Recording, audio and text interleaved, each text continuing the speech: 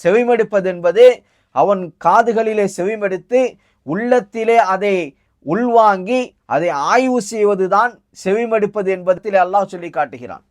அப்போ ஒரு மனிதன் இந்த வசனத்தை விளங்கி அதை ஆய்வு செய்து அல்லாஹ் இந்த வசனத்தில் எதை சொல்லி காட்டுகிறான் என்பதை உணர்ந்தான் என்று சொன்னால் நிச்சயமாக இதில் அல்லாஹுடைய அத்தாட்சி அவனுக்கு விளங்கும் என்பதை அல்லாஹ் இந்த வசனத்தின் மூலமாக நமக்கு சொல்லி காட்டுகிறான். அருமை சகோதரர்களே, கண்ணியமான சகோதரர்களே, குர்ஆனுடைய வசனம் என்பது ஒரு சின்ன வசனமாக இருக்கும்.